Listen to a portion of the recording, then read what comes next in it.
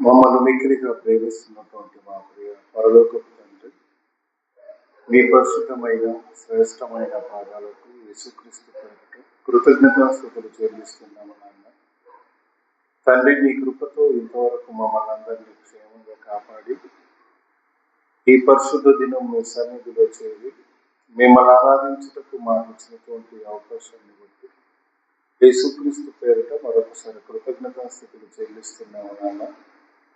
తండ్రి, మీ కృపతో ఇంతవరకు మమ్మల్ని అందరినీ కాపాడి మీ సన్నిధిలో చేర్చుకునే పాటల ద్వారాను మీ మాటల ద్వారాను మిమ్మల్ని కనపరచుటకు మాకు ఇచ్చినటువంటి అవకాశాన్ని బట్టి మీకు కృతజ్ఞతాస్తుతులు చెల్లిస్తూ మరి కార్యక్రమాన్ని ప్రారంభించి ముందుండి నడిపిస్తున్న పిల్లలు ఆయన కుటుంబాన్ని మీ కృపలో భద్రపరిచి కాపాడమని కోరుకుంటూ మరి ఇంతవరకు మీ పక్షాన మీ మాటలు అందించినటువంటి మీ కుమారుని ఆయన కుటుంబాన్ని మీ కృపలో భద్రపరిచి కాపాడమని కోరుకుంటూ తండ్రి, సమయంలో మీ మాటల్లో మేము కూడుకొని ఆలోచిస్తుండగా మీరు మాకు తోడుగా ఉండమని వేడుకుంటూ మీ మాటల్లోని మీ మనసును గ్రహించగలిగే మా అందరి మనోనేత్రాన్ని వెలిగించమని వేడుకుంటూ ఈ మాటలను సమయోచిత జ్ఞానంతో వివరించగలిగే శక్తిని నాకు ప్రసాదించమని అర్థిస్తూ యేసుక్రీస్తు పేరిట ప్రార్థన సమర్పిస్తున్నాను తండ్రి. ఆమేన్. క్రీస్తునందు ప్రియమైన దేవుని వల్ల దేవుడు మనల్ని క్షేమంగా కాపాడి ఈ పరిశుద్ధ దినం దేవుని సన్నిధిలో చేర్చుకున్నందుకు పరలోకంలో ఉన్నటువంటి దేవునికి యేసుక్రీస్తు పేరిట కృతజ్ఞతాస్తుతులు చెల్లిస్తూ సంఘంలో కూడి వచ్చినటువంటి పెద్దలకు విశ్వాసులందరికీ శ్రీల సమాజానికి కూడా ప్రభు యేసుక్రీస్తు నామమున నా వందనములు తెలియజేస్తున్నాను. దేవుడు మనకి ఇచ్చినటువంటి అవకాశంలో ఇప్పటి వరకు పెద్దల ద్వారా బైబిల్లో రాయబడినటువంటి మాటలను దేవుని యొక్క మనసులో ఉన్నటువంటి ఆలోచనలు మనం వినగలిగాం. మరి విన్న మాటల ప్రకారంగా మనం అందరం జీవించవలసినటువంటి బాధ్యత భారం మనందరి మీద ఉంది కనుక మరి ఈ భూమి మీద శరీరంలో జీవిస్తున్నటువంటి మనం అందరం యేసుక్రీస్తునందు విశ్వసించిన మనం అందరం తెలుసుకోవాల్సినటువంటి ప్రాముఖ్యమైనటువంటి ఒక సంగతిని మీ ముందు ఉంచుతుండగా మరి వింటున్న మీరందరూ జాగ్రత్తగా ఆలోచించవలసిందిగా మనం చూస్తున్నాను. మరి పరిశుద్ధ గ్రంథంలో నుంచి ఒక మాటను మీరు చూడగలిగితే ప్రకటన గ్రంథము 20వ అధ్యాయము, ప్రకటన గ్రంథము 25వ అధ్యాయము 5వ వచనంలో రాయబడినటువంటి ఒక మాటను మీరు చూడగలిగితే ఆ 1000 సంవత్సరములు గడిచే వరకు కడవ మృతులు బ్రతకలేదు. ఇది మొదటి పునరుత్థానము. ఈ మొదటి పునరుత్థానములో పాల్గొనవారు ధన్యులను, పరిశుద్ధులైనందురు. ఇట్టి వారి మీద రెండవ మరణమునకు అధికారం లేదు అని. జాగ్రత్తగా ఆలోచిస్తే ప్రేమైన దేవుని వల్ల అపోస్తులైనటువంటి యోహాను గారు పద్మాసు దీపంలో పరవశుడై ఆయన కలిగినటువంటి దర్శనం ద్వారా మరి పరలోక సంబంధమైనటువంటి దర్శనాన్ని చూస్తున్నటువంటి యోహాను గారు పరిశుద్ధాత్మ ప్రేరణతో రాస్తూ పలుకుతూ అంటున్నటువంటి మాట ఏంటంటే 1000 సంవత్సరాలు గడిచేంత వరకు కడమ మృతులు బ్రతకలేదు. ఇది మొదటి పునరుత్థానము అనే పదాన్ని ఉపయోగించాడు.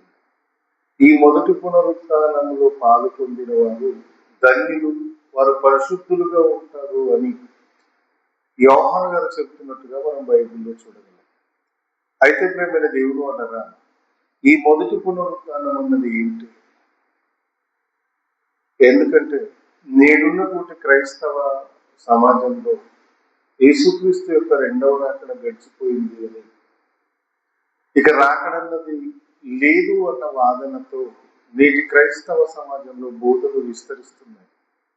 కనుక యేసుక్రీస్తు పక్షాన నిలబడిన వారంగా మరి మహాజ్ఞానాన్ని తెలుసుకుంటున్నామని చెప్పుకుంటున్న మనం అందరం ఎవరు ఏమి చెప్పినా యేసుక్రీస్తు ప్రభువారు చెబుతున్నటువంటి మాటలను జాగ్రత్తగా చూసి ఆలోచించవలసినటువంటి బాధ్యత భారం మనందరి మీద ఉంది కనుక అసలు మొదటి పునరుత్థానం అంటే ఏంటి, రెండో పునరుత్థానం, మొదటి పునరుత్థానము అని అంటున్నారంటే రెండో పునరుత్థానం కూడా ఉందనే కదా అర్థం. ఇది మొదటిది అని అంటే మరొక పునరుత్థానం కూడా ఉందనే కదా అర్థం. కనుక రెండవ పునరుత్థానం అంటే ఏంటి, అసలు పునరుత్థానము అంటే ఏంటి? మీరు జాగ్రత్తగా ఆలోచిస్తే ప్రేమైన దేవుని వలన మరి ఈ మాటను పలుకుతున్నది సాక్షాత్తు యోహాను గారు పద్మోష దీపంలో పరవశుడై పరిశుద్ధాత్మ ప్రేరణతో పరలోక సంబంధమైన యొక్క దర్శనాన్ని చూస్తూ మాట్లాడుతున్నటువంటి మాట. మరి మొదటి పునరుత్థానము అంటే ఏంటి అని ఆలోచిస్తే ప్రేమైన దేవుని వలన పునరుత్థానాన్ని కూర్చి ఎవరు చెప్పాలి అని అంటే యేసుక్రీస్తు ప్రభు వారు చెప్పాలి.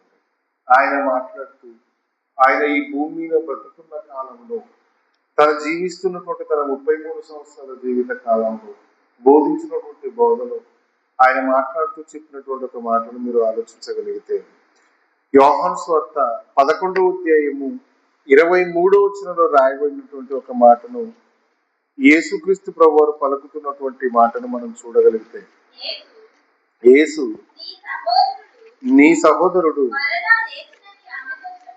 మరలా లేచునని ఆమెతో చెప్పగా మార్త ఆయనతో అంత్య దినమున పునరుత్థానమందు లేచునని నేను ఎరుగుదునని అన్నాడు. ఇప్పుడు ఆలోచించిన ప్రేమైన దేవుని వలన మొదటి పునరుత్థానము అంటే ఏంటి? మొదటి శతాబ్దపు కాలం ప్రజలను మొదలుకొని లేదా మొదటి శతాబ్దపు కాలంలో యేసుక్రీస్తు ప్రభు వారు ప్రకటిస్తున్నటువంటి ఆయన మాటలు నమ్మినటువంటి విశ్వాసులను మొదలుకొని ఈనాటి వరకు క్రైస్తవ సమాజం పునరుత్థానము అంటే ఏమనుకుందో అని తెలియటానికి మనం ఈ రెఫరెన్స్ చూడగలిగితే, మరి మార్తమ్మ గారు మాట్లాడుతూ ఎవరు ఈ మార్తను ఎవరో తెలుసండి? ఈ మార్తను ఎవరో తెలుసండి? లాజరు యొక్క సహోదరి. లాజరు యొక్క సహోదరి అయితే లాజరు గారు మరణించి పాతాళం క్షమించండి సమాధిలో పెట్టబడిన తర్వాత యేసుక్రీస్తు ప్రభు వారు 2-3 రోజులకు అక్కడికి వచ్చిన తర్వాత ఆయన దేహం వాసన పట్టిందని కుళ్ళిపోయిందని వాళ్ళంటే సమాధిని తెరవండి అని యేసుక్రీస్తు ప్రభు వారు చెప్తే ఆ సమాధిలో ఉన్నటువంటి శవం కుళ్ళిపోయింది, వాసన పట్టింది అని అంటే మార్త నా మాట నమ్ము, నేను పునరుద్ధానం ఉందని, నేనే పునరుద్ధానము నేనే జీవము అని కదా, నా మాట నమ్ము అని చెబితే ఆయనతో ఆయన అంటున్న మాట ఏంటో తెలుసండి, అంత్య దినములలో అంటే పునరుద్ధానం అంటే ఎప్పుడు అనుకున్నారు? యేసుక్రీస్తు ప్రభువు ఈ భూమి మీదకి రెండోసారి రాబోతున్న ఆ కాలంలో పునరుద్ధానం అన్నది ఒకటి జరుగుతుంది. దేవుని యందు విశ్వాసము బ్రతికినటువంటి నీతిమంతులందరూ కూడా ఈ పునరుత్థానంలో లేపబడతారు. కనుక ఆ పునరుత్థానంలో లేస్తాడన్న సంగతి నాకు తెలుసు ప్రభు అని. ఎవరిని? యేసుక్రీస్తు ప్రభు అని. ఏమంటే అప్పుడప్పుడు చాలా మందికి ఉన్న అలవాటు ఏంటంటే ఎదుటి వాళ్ళు ఏం చెప్తారో పూర్తిగా వినరండి, వినకుండానే ముందుగా మాట్లాడతారు. ఏమంటే బైబుల్ చదివిన తర్వాత నేను నేర్చుకున్నది ఏంటంటే అవతల వ్యక్తి మాట్లాడితే మనం పూర్తిగా వింటే ఆ వ్యక్తిని ఎలా కట్టడి చేయాలో అన్న నియమం మనకి ఈజీగా దొరుకుతుందండి. మీరు జాగ్రత్తగా గుర్తుపెట్టుకోండి. బైబుల్ని పాటించవలసినటువంటి విధానం ఏంటంటే మనం తప్పున్నా రైట్ ఉన్నా ఎదుటి వ్యక్తి దగ్గర మనం మాట్లాడేటప్పుడు చేయవలసిన పని ఏంటంటే ఎదుటి వ్యక్తిని ఖచ్చితంగా మాట్లాడేయాలండి. ఈ లాజిక్ చాలా మందికి తెలియదండి. నాకు మాట్లాడచ్చు కనుక మాట్లాడుతున్నాను అని చాలా మంది అనుకుంటారు, కానీ అవతల వ్యక్తి మన చేతిలో దొరకాలంటే మనం చేయవలసిన పని ఒకటేనండి. ఏంటంటే నీకు వీలున్నంత వరకు మాట్లాడండి. కనుక యేసుక్రీస్తు ప్రభువుడు జీవాధిపతి మాట్లాడుతుంటే ఆయన చెప్పే మాటలు పూర్తి కాకముందే ఏమనిందో తెలుసండి, పునరుత్థానమందు లేస్తారన్న సంగతి నాకు తెలుసు అన్నాడు.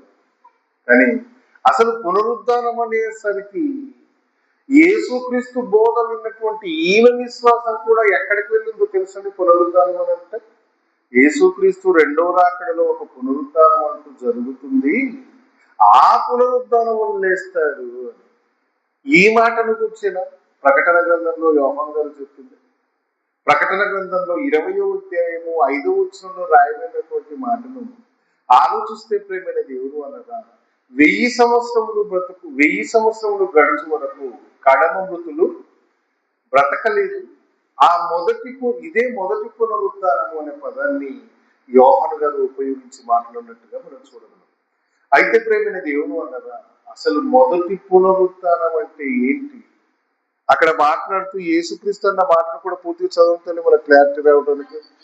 అందుకు యేసు పునరుద్ధానమును జీవమును నేనే, నా యందు విశ్వసించిన వాడు చనిపోయినను బ్రతుకులు అన్నాడు. చనిపోయినను బ్రతుకులు నేను కదమ్మా పునరుద్ధానమును, నేనే జీవమును, నా ద్వారానే తప్ప ఎవడు బ్రతకడు అన్న సంగతిని నువ్వు గ్రహిస్తే ఎందుకు నేను చెబుతున్న మాటల ప్రకారంగా నువ్వు నమ్మట్లేదు? ఎందుకు నేను చెప్పిన మాటల ప్రకారంగా నువ్వు చేయట్లేదు అని యేసుక్రీస్తు ప్రభువు మాట్లాడుతున్నటువంటి మాట. అయితే అసలు మొదటి పునరుద్ధానం అంటే ఎప్పుడు జరిగింది, ఎప్పుడు జరుగుతుంది, అసలు ఈ పునరుద్ధానం అంటే ఏంటి అని ఆలోచిస్తే మనందరికీ తెలిసినంత వరకు పునరుద్ధానం అంటే, పునర్జన్మ అంటే ఏంటంటే చనిపోయి మళ్ళీ బ్రతికేదాన్ని పునర్జన్మ, పునరుద్ధానము అంటారు. మరి ఇలాంటిది ఎవరి జీవితంలో మొదట జరిగింది? ఎవరి జీవితంలో జరిగిందంటే మొదట చనిపోయి మొదట లేచింది ఎవరు తెలుసండి? ఎవరు లేచారండి?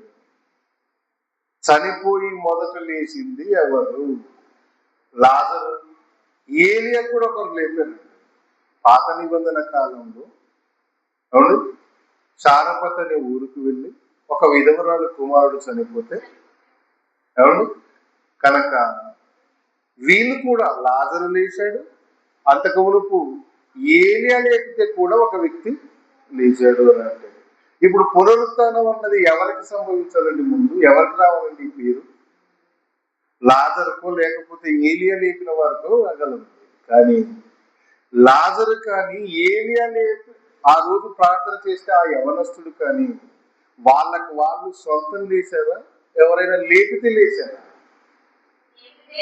లేపితే లేచారండి. ఈ లాజిక్ మిస్ కాకూడదండి. బైబుల్ని మాట్లాడేటప్పుడు ఉండవలసినటువంటి విధానం ఏంటంటే చక్కగా గుర్తు పెట్టుకొని సమయ సందర్భాన్ని మిస్ కాకుండా, అసలు ఈ సందర్భం ఏంటి, నేను ఏం మాట్లాడుతున్నానో జ్ఞాపకం లేకుండా మాట్లాడితే ఎదుటి వాళ్ళ దగ్గర ఈజీగా దొరికిపోతాం. అలా కాకూడదంటే ఒక సారపతులు విధవరాలు కుమారుడు కానివ్వండి, లాజరు కానివ్వండి, ఒకరు లేపితే లేచారండి. కానీ యేసుక్రీస్తు ప్రభువారు ప్రాణాన్ని నేనే పెడుతున్నాను, నేనే దాన్ని తిరిగి పొందుతాను అన్నాడు. అంటే నాకు సర్వాధికారము ఉంది అని యేసుక్రీస్తు ప్రభువారు చెప్పాడు. కనుక ఆయన పేరేంటి? జీవాధిపతి. కనుక ప్రేమైన దేవుడు అన్నదా జీవాధిపతి అయినటువంటి ఆయన మాట్లాడుతూ నేనే పునరుద్ధానంలో, నేనే జీవంలో అని అన్నాడంటే అసలు మరి మొదటి పునరుద్ధానము ఉంది అని యోహాను గారు ఎందుకు చెప్పాడు? మొదటి పునరుద్ధానం అంటే ఏంటి?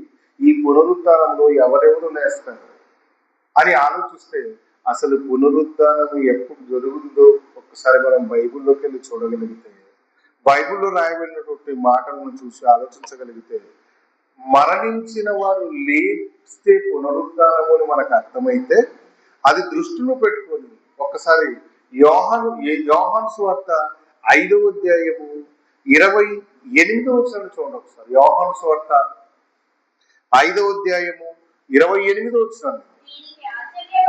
దీనికి ఆశ్చర్యపడకుడి, ఒక కాలము వచ్చుచున్నది, ఆ కాలమున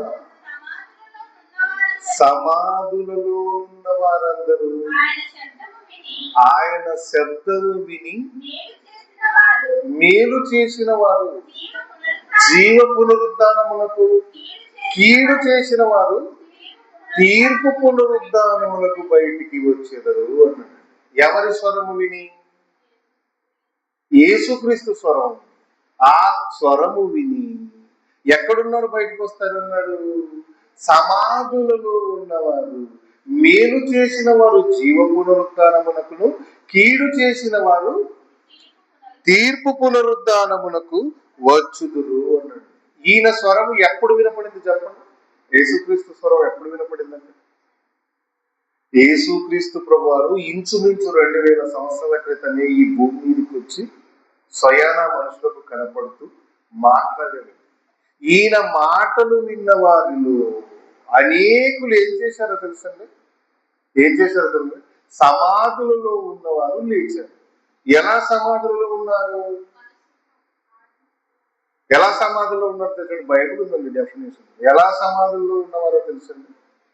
ఎఫెసీయులకు రాసిన పత్రిక 2వ అధ్యాయము మొదటి వచనం ఉండి, ఎఫెసీయులకు రాసిన పత్రిక 2వ అధ్యాయము మొదటి వచనం నుంచి,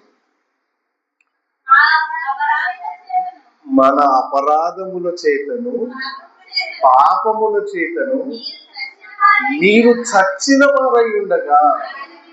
ఎక్కడున్నవారండి మనమంతా ఎక్కడున్నవారో తెలుసండి? యేసుక్రీస్తును గూర్చి మనకు తెలియక మునుపు, ఆయన వాక్కులను మనం వినక మునుపు మనం ఎక్కడున్నామో తెలుసండి? మన శరీర సంబంధమైన ఆలోచనలతో, మన పాపములతో, మన అపరాధములతో మనము చచ్చిన వారమై సమాధిలో ఉంచబడిన వారి వలె, దేవునికి ఏమి పనికిరాని వారి వలె సమాధులలో ఉన్నవారు. ఆ సమాధులలో ఉన్న వారిని బ్రతికించింది ఎవరో తెలుసండి? యేసుక్రీస్తు నోట నుండి వచ్చినటువంటి జీవపు వాక్కులు.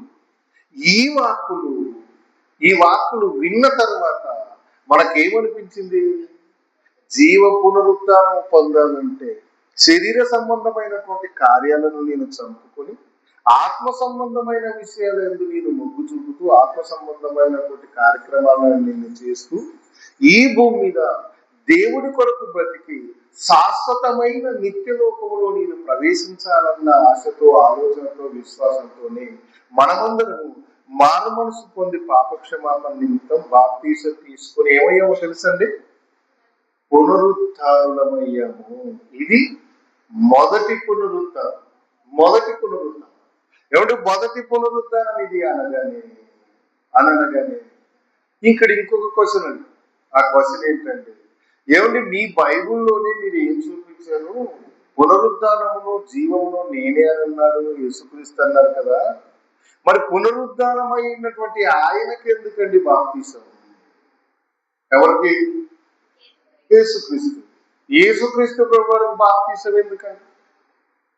ఒకసారి ఆలోచించండి. పునరుద్ధానం ఆయన అయినప్పుడు, ఏమంటే బైబుల్లోని మాటలు చెబుతున్నాము అంటే మనం అనుకున్నంత ఈజీగా ఉండదండి. ఒక పూల మ్యాట్ వేసి దాని మీద నడిపిస్తున్నట్టుగా ఈజీగా ఉండదండి. దేవుడు మీకు మేలు కలుగును గాక, దేవుడు మిమ్మల్ని దీవించును గాక, ఆశీర్వదించును గాక, ఆ మీద వెళ్ళిపోయేంత ఈజీగా బైబుల్ని బోధించే వరకు ఉండదండి. వాళ్ళు ఈ లోక సంబంధంగా కష్టపడి సంపాదించలేక బైబుల్ని పట్టుకుని బ్రతికే దౌర్భాగ్యులే, కానీ వారికి దేవుని గురించి తెలిసిన వారు మాత్రం కాదు. మేము కూడా ఏమన్నా మీ మీద పడి వారానికి ఎంత ఇవ్వాలండి, నెలకి ఎంత ఇవ్వాలని మీ సొమ్మును దోచుకుని తిరిగితేరండి మీరు కూడా మమ్మల్ని బాగా గౌరవించేవారండి. ఎందుకంటే మీతో పాటు కలిసి తిరగం, కలిసి మాట్లాడడం, ఎక్కడో మంచం మీద పండుకొని ఉంటాం, వచ్చి టైం వచ్చినప్పుడు వాక్యం చెప్తాం, మళ్ళీ మీకు కనిపించకుండా మా తప్పులు మీకు కనిపించు. కనుక అప్పుడు మీరు ఏం చేస్తారు తెలుసా? బాగా గౌరవిస్తారంట. దూరపు కొండలు ఏమన్నారంటే, దూరపు కొండలు నునుకొండలు. దూరపు కొండలు ఎలా కనపడతాయంటే నున్నగా కనిపిస్తాయి, కానీ దగ్గరికి వెళ్ళి చూస్తే అక్కడ ఉన్నటువంటి ఎత్తు పొలాలు అంటే ఏంటో మనకు అర్థం అవుతుంది. కనుక మేము మీతో కలిసి ఉండటం వలన ఎంత చక్కగా వాక్యాన్ని నేర్చుకొని మీకు వివరించిన మీరు నిర్లక్ష్యంగా ఉన్నారు అంటే అర్థం ఏంటో తెలుసండి? మీరు మమ్మల్ని కాదండి, దేవుణ్ణి తిరస్కరిస్తున్నారు. ఏలిక లేని వారి చేత నేను మీకు చెప్పిస్తాను అన్నాడు. అంటే ఉందలేదా మాట? కొరింథీయులకు రాసిన పత్రిక 1వ అధ్యాయం 24వ వచనంలో చూస్తే నీచులైన వారి చేత ఏమండి మీరు చెబుతున్నారు అంటే మీరు మమ్మల్ని కాదంటే చూడవలసింది జీవవాక్కును, జీవాధిపతి యొక్క మాటలను మాకు తెలియజేస్తున్నారు అన్న సత్యాన్ని మీరు గ్రహిస్తే, మొదటి పునరుత్థానములో బాధమనసు పొంది పాపక్షమాపణ నిమిత్తం బాప్తీసం తీసుకున్న వారందరూ కూడా మొదటి పునరుద్ధానంలో ప్రవేశించినట్టు అని తెలియచేయటానికి అదే 2వ అధ్యాయం 4వ వచనం నుంచి 8వ వచనం వరకు చెప్తున్నాడు చూడు పౌలు గారు. ఎఫెసీయులకు రాసిన పత్రిక 2వ అధ్యాయము 4వ వచనం నుంచి మీరు చూడగలిగితే, అయినను దేవుడు కరుణా సంపన్నుడై ఉండి మనము మన అపరాధముల చేత చచ్చిన వారమై ఉండినప్పుడు సైతము మన ఎడల చూపిన తన మహాప్రేమ చేత మనలను క్రీస్తుతో కూడా బ్రతికించెను అని అన్నాడంటే, ఎవడు ఈయన బ్రతికి శరీరంతో ఉన్నాడా? ఈ మాటను పౌలు గారు పలుకుతున్నప్పుడు శరీరం లేకుండా ఉన్నాడు, శరీరంలో ఉన్నాడు. ఎక్కడ? యెరూషలేము పరిసర ప్రాంతాల్లో ఉన్నాడు అనుకున్నాడు బహుశా. అయితే కొరంథీలో ఉన్నటువంటి సంఘానికి ఉత్తరాన్ని రాస్తూ వాళ్ళని కూడా కలుపుకొని ఏమంటున్నాడు తెలుసండి? మన అపరాధముల చేత, మన దోషముల చేత మనము చచ్చిన వారమై ఉండి కరుణా సంపన్నుడైనటువంటి దేవుడు మన పట్ల తన కృపను చూపి ఆయన మనల్ని యేసుక్రీస్తు ద్వారా బ్రతికించెను అన్నాడు. బ్రతికించను అప్పుడు చచ్చిపోయారా? చచ్చిపోయిన వారితో సమానంగా ఉన్నారు. ఈ లోక సంబంధమైన ఆలోచనలతో దేవుని యొక్క కార్యక్రమాలను చేయకుండా చచ్చిపోయిన వారుగా ఉన్నారు గనక మనమందరము చచ్చిన వారమై ఉండగా దేవుడు మనల్ని యేసుక్రీస్తు ద్వారా బ్రతికించెను అన్నట్టు. బ్రతికించెను అనే మాటను చెప్పడానికి మరి కిందికి చూడండి, 8వ వచనం వరకు. కృపచేత మీరు రక్షింపబడి ఉన్నారు, క్రీస్తు యేసునందు ఆయన మనకు చేసిన ఉపకారము ద్వారా అత్యధికమైన తన కృపా మహత్వమును రాబో యుగములలో కనపరచు నిమిత్తము క్రీస్తు యేసునందు మనలను ఆయనతో కూడా లేపి పరలోకమందున్న ఆయనతో కూర్చుండబెట్టెను. మీరు విశ్వసించిన వారై విశ్వాసము ద్వారా కృపచేతనే రక్షింపబడి ఉన్నారు. ఇది మీ వలన కలిగినది కాదు, దేవుని యొక్క వరము అన్నట్టు. దేవుని యొక్క వరమై ఉంది. వాక్యాన్ని వినగానే చాలా మంది వినకుండా మౌనంగా ఉండేవారు ఉన్నారండి. మనకు ఎందుకు లేదు, ఏదో మాట్లాడుకుంటుంది. ఇది ఏంటో తెలుసండి? దేవుడు మీకు వరం ఇవ్వలేదండి. మీరు దేవుని మాట అంటే నిర్లక్ష్యపరుస్తున్నారు గనక, మీకు దేవుడు అంటే లెక్క లేకుండా పోయింది గనక, మీకు మారదామా వద్దానన్న కనీసం ఆలోచన కూడా మీకు లేదంటే, మీరు భ్రష్ట మనసుకు దేవుని చేత అప్పగింపబడి ఉన్నారు. పోనీ విని రోజు రోజుకి అయ్యో నా ప్రవర్తనను మార్చుకోవాలండి, నేను చచ్చిన వారైండగా నా తప్పులను క్షమించి యేసుక్రీస్తు ద్వారా దేవుడు నన్ను బ్రతికించాడు అని ఆలోచన నీ మనసులో పుడుతుంది అనంటే, పరిశుద్ధాత్మ దేవుడు నీలో ఉండి నిన్ను సర్వసత్యములోనికి నడిపించుటకు ప్రయాసపడుతున్నాడు. ఆయన నిన్ను నడిపించుటకు నిన్ను ప్రత్యేకంగా చూస్తున్నాడు. ఈ సంగతిని మర్చిపోయి ఆ వరాన్ని నువ్వు దూరం చేసుకొని నువ్వు మనం చేస్తున్నటువంటి తప్పేంటి తెలుస్తుంది? ఏదో లేండి మాట్లాడతారు, ఏదో లేండి చెబుతున్నారు, కూర్చొని వస్తే అయిపోయింది కదండి. నేను కూడా చర్చి కదండి వచ్చాను, అందరినీ దేవుడి లేండి చూస్తాడండి, ఈజీగా చూడండి. ఏమని?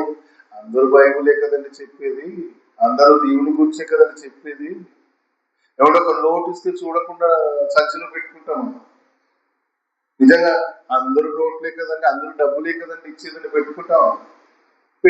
ఎందుకు పెట్టుకో? అది జీవితంలో అవసరం కనుక దాన్ని తిప్పి చూసి అయినా చిన్న ముక్కపోతే కూడా ఇది నాకు చెల్లదు, తిరిగి తీసుకోండి చెప్తాం. ఒక వాక్య విషయంలోకి వచ్చేసరికి ఏమంటారో తెలుసండి? అందరూ బైబులే కదండి చెప్పేది.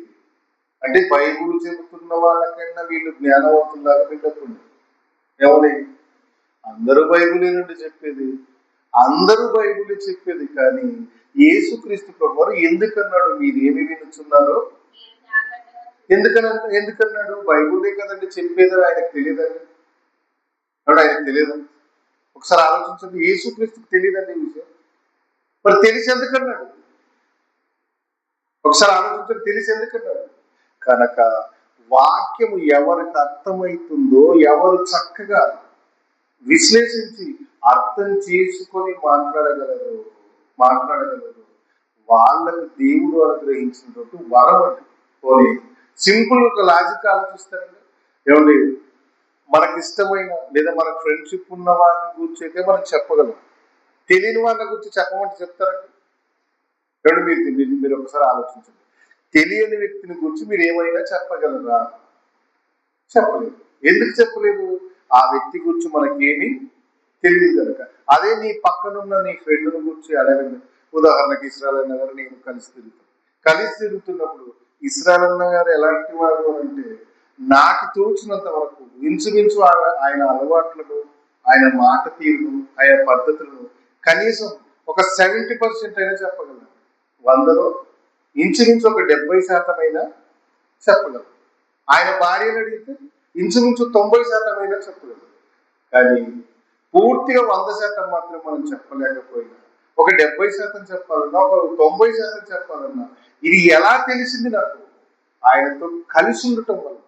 మీరు కూడా వాక్యముతో కలిసి ఉంటారు, వాక్యముతో కలిసి ఆలోచించగలిగితే మీకు కూడా దేవుడి గురించి తెలుస్తుంది, మీరు ఇతరులకి చెప్పగలరు.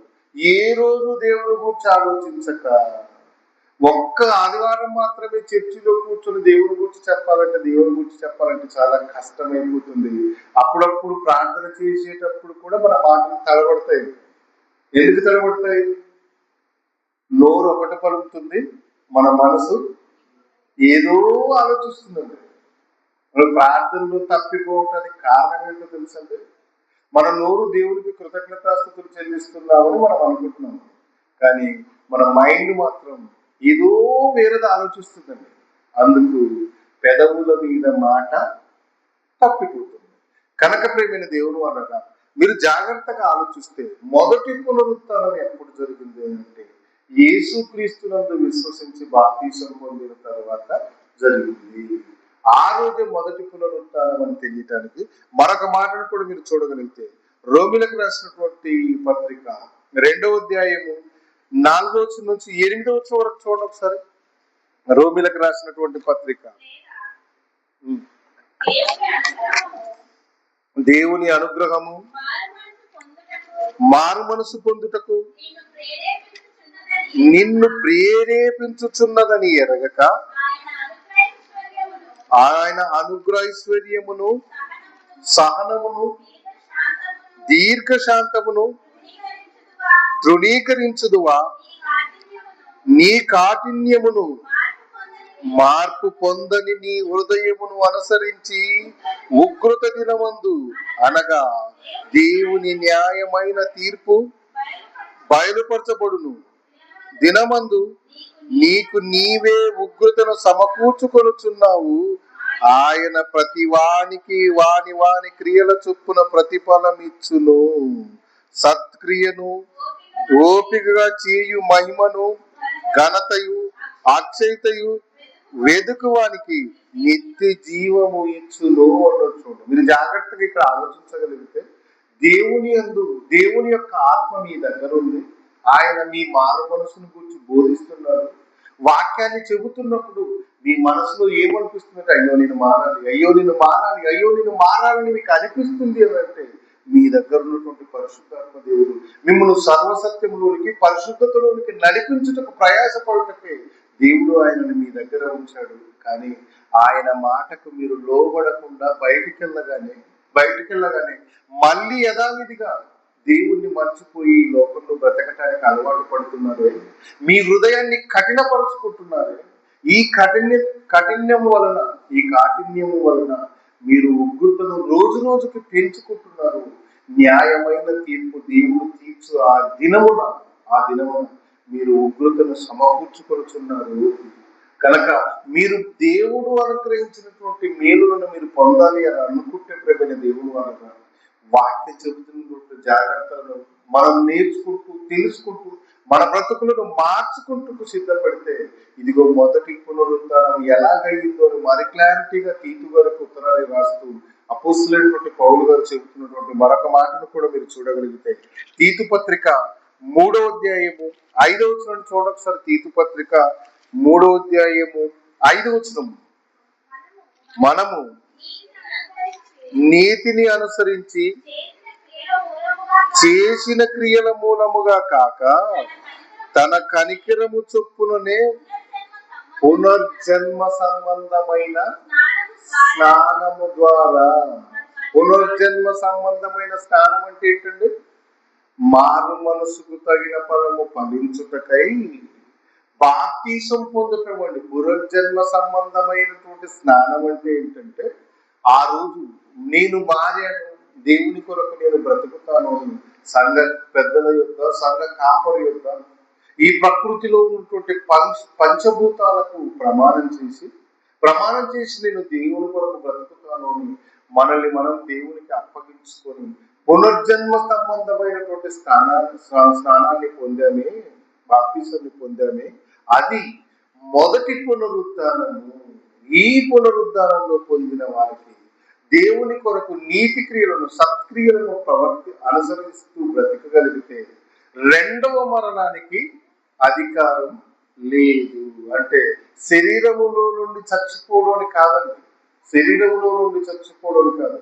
శరీరాన్ని వదిలేసిన తర్వాత ఆత్మ అగ్నిగుండంలో పడవేయబడదు అన్న విషయాన్ని అపోస్తులైనటువంటి పౌలు గారు మాట్లాడతారే కానీ ఎవరి శరీరాన్ని గురించి మాత్రం కాదు ప్రేమిన దేవుడు అన్న.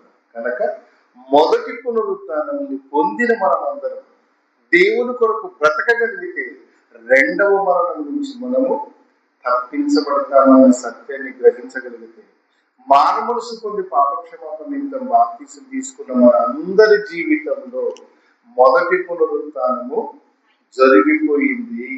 కనుక జరిగినటువంటి సంఘటనను దృష్టిలో పెట్టుకొని మరొక మాట కూడా అపోస్తులైనటువంటి పౌలు గారు మాట్లాడుతూ చెబుతున్నటువంటి మాట కూడా చూడండి ఒకసారి క్లారిటీగా. రెండు పునరుత్థానాల గురించి మాట్లాడుతున్నాం చూడండి. రెండు పునరుత్థానాల గురించి కొరింథీయులకు రాసినటువంటి మొదటి పత్రిక, కొరింథీయులకు రాసినటువంటి మొదటి పత్రిక 15వ అధ్యాయము 23 నుంచి, ప్రతివాడును తన వరసలోనే బ్రతికింపబడును, ప్రథమ ఫలము క్రీస్తు, తర్వాత క్రీస్తు వచ్చినప్పుడు ఆయన వారు బ్రతికించబడుదురు, అటు తరువాత ఆయన సమస్తమైన ఆధిపత్యమును, సమస్తమైన అధికారమును, బలమును కొట్టివేసి తన తండ్రి అయిన దేవునికి. కాబట్టి 23వ వచనంలో మాట మాత్రం మొదటి పునరుత్థానాన్ని గురించి మాట్లాడుతున్నటువంటి మాట. 25వ వచనంలో రాయబడినటువంటి మాట రెండవ పునరుత్థానం, రెండోసారి సర్వ అధికారంతో వచ్చే మాట చెబుతున్నాడు. కనుక ప్రియమైన దేవుని వలన యేసుక్రీస్తునందు విశ్వసించి బాప్తీసం తీసుకున్న మన అందరి జీవితంలో మొదటి పునరుత్థానం జరిగిపోయింది. రెండవసారి యేసుక్రీస్తు ప్రభువారు ఈ భూమి మీదకి వచ్చేసరికి భూమి మీద బ్రతుకుంటే రెప్పపాటులో మన శరీరం ఆకారం మారిపోతుంది అని పౌలు గారు చెప్పే మాటలు మనం ఆలోచిస్తే, కనుక మీరు జాగ్రత్తగా ఆలోచించి మొదటి పునరుత్థానంలో అడుగుపెట్టిన మనం అందరం కూడా మరి దేవుని కొరకు బతికి దేవుడున్న లోకంలో చేరేవారుగా ఉండాలని కోరుకుంటూ, మన దేవుడి జ్ఞానం కలది కొన్ని సంగతులను మీ ముందు ఉంచాలి. విన్న మీరు కూడా ఇంకా ఆలోచించుకొని, ఎవడు తెలివితేటలు ఎవరి సొత్తు కాదండి, దేవుడు ఎవరి పట్ల పక్షపాతి కాదు. కనుక పరిశుద్ధాత్మ దేవుడు అందరికీ సహాయం చేసేవాడు కనుక మీరు కూడా లేఖనాలను ముందు పెట్టుకొని ఆలోచించగలిగితే ఇంకా మంచి సంగతులు మీరు చెప్పగలరేమో. కనుక దేవుడు మిమ్మల్ని వాడుకోవచ్చు. కనుక మీరు వాక్యం మీద మీ మనసు ఉంచుకొని మొదటి పునరుత్థానం పొందిన మనమందరం కూడా రెండో పునరుత్థానంలో యేసుక్రీస్తుతో వెళ్ళటానికి సిద్ధంగా ఉండాలని కోరుకుంటూ ఈ కొన్ని మాటలు ముగిస్తున్నారండి. మంచిదండి. మరి దేవుడు మన అందరి హృదయాల్లో ఆయన మాటలు ఫలింపు చేయగలన, మన హృదయంలో దేవుడి యొక్క వాక్య ఫలింపులాగిన ప్రార్థన చేసుకుందాం. కళ్ళు మూసుకొని తలలో ఉంచండి, ప్రార్థన చేసుకుందాం. దయగలిగిన మా కన్న తండ్రి, మీ కొందనాలు నాన్న తండ్రి, మీ కృపతో మీ పిల్లలకు మీ మనసులోని మాటలు చెప్పాను. విన్న మీ పిల్లలు విన్నట్టుగా, చెప్పిన నేను చెప్పినట్టుగా జీవించే జ్ఞానాన్ని, శక్తిని మాకు ప్రసాదించారు.